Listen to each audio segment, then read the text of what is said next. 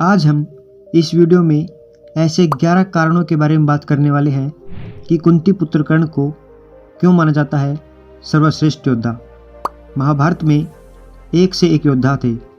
कर्ण से भी महान योद्धा बर्बरीक था, लेकिन उसे युद्ध करने का मौका ही नहीं मिला। अश्वत्थामा भी एक महान योद्धा था, लेकिन उसकी महानता तब समाप्त हो गई जब उसने सोते हुए पांडव पुत्रों को मार दिया था। एकलव्य भी महान योद्धा था, लेकिन वह युद्ध नहीं लड़ सका। द्रोण, भीष्म और श्री कृष्ण को हम इसमें शामिल नहीं कर सकते, क्योंकि वे तो देवता थे। दरअसल कर्ण ही एक ऐसे सर्वश्रेष्ठ योद्धा थे जिन्होंने विपरीत परिस्थिति के बावजूद खुद को एक श्रेष्ठ योद्धा के रूप में स्थापित किया था, और वह भी धर्मसम्मत रूप से। आइए जानते हैं कर्ण के बारे में वे तथ्य जिनके कारण उन्हें महान योद्धा माना जाता था। उससे पहले अगर आप हमारे चैनल पर पहली बार विजिट कर रहे हैं तो चैनल को सब्सक्राइब करना ना भूलें। नंबर 1, अर्जुन का साथ देने के लिए जगत के स्वामी थे, लेकिन कर्ण का साथ देने के लिए दुर्योधन ही था। अर्जुन पूर्णतः श्री कृष्ण पर आश्रित थे, जबकि इधर दुर्योधन खुद कर्ण पर आश्रित था। नंबर 2, कर्ण को द्रोण ने वह संपूर्ण शिक्षा नहीं दी जो उन्होंने पांडवों या कौरवों को दी थी। फिर भी कर्ण ने परशुराम से बची हुई शिक्षा छल से हासिल कर ली थी। यदि कर्ण अर्जुन जितना योग्य नहीं होता तो भगवान परशुराम कर्ण को शिक्षा देने के लिए तैयार नहीं होते। नंबर 3, कर्ण एक सच्चा मित्र होने के साथ साथ दानवीर भी था।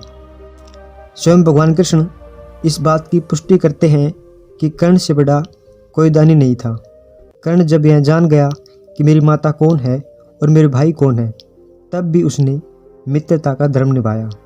नंबर 4, श्री कृष्ण की योजना के तहत कर्ण के कवच और कुंडल को छल पूर्वक अर्जुन के पिता इंद्र द्वारा हथिया लेने के बावजूद कर्ण ने युद्ध को एक योद्धा की तरह लड़ा। नंबर 5, कर्ण ने जरासंध को अकेले हराया था, वहीं भीम ने श्री कृष्ण की मदद से जरासंध को छल के द्वारा मारा था। नंबर 6, कर्ण के पास भगवान परशुराम द्वारा दिया गया शिव का विजय धनुष था। यह धनुष जिस भी योद्धा के हाथ में होता था, उस योद्धा के चारों तरफ एक ऐसा अभेद्य घेरा बना देता था जिसे भगवान शिव का पाशुपतास्त्र भी भेद नहीं कर सकता था। कर्ण को महाभारत में तब तक नहीं मारा जा सकता जब तक कि उसके हाथ में वह धनुष था। नंबर 7, कर्ण ने कुंती को वचन दिया था कि उनके 5 पुत्र सदैव जीवित रहेंगे। वह सिर्फ अर्जुन से ही युद्ध करेगा। युद्ध के दौरान ऐसे कई मौके भी आए जब कर्ण का सामना भीम, युधिष्ठिर, नकुल व सहदेव के साथ हुआ। वो चाहता तो उन सभी को मार सकता था, किंतु उसने ऐसा नहीं किया, क्योंकि एक योद्धा का वचन ही उसके लिए सर्वश्रेष्ठ होता है। नंबर 8, जिस द्रुपद को कौरव व पांडव 105 भाई मिलकर जीत नहीं पाए, उसे कर्ण ने दिग्विजय के दौरान अकेले ही हराया था। प्राग ज्योतिष का राजा भगदत्त, जिसे राजसूय यज्ञ के दौरान अर्जुन नहीं हरा पाए थे, उसे भी कर्ण ने हराया था। नंबर 9, अश्वसेन बाण का संधान दोबारा न करना, यह भी श्रेष्ठता का प्रमाण है। अश्वसेन एक नाग था जो कर्ण के धनुष पर चढ़ गया था, और उसने कहा था कि तुम मेरा संधान करो तो मैं वहां पहुंचकर अर्जुन को डसकर अपना बदला पूरा करूंगा, क्योंकि अर्जुन ने खांडव वन दाह के समय मेरी माता को मारा था, लेकिन कर्ण ने अश्वसेन को इनकार कर दिया था। नंबर 10, जब श्री कृष्ण ने कर्ण को यह बताया कि तुम पांडवों के सबसे बड़े भाई हो, तो कर्ण ने कहा था कि हे कृष्ण, मेरी मृत्यु तक पांडवों को यह मत बताना कि मैं उनका बड़ा भाई हूँ, अन्यथा उनकी लड़ाई मेरे प्रति कमज़ोर पड़ जाएगी। कर्ण की यह बात सिद्ध करती है कि वह पांडवों के प्रति किसी भी षड्यंत्र में शामिल नहीं था।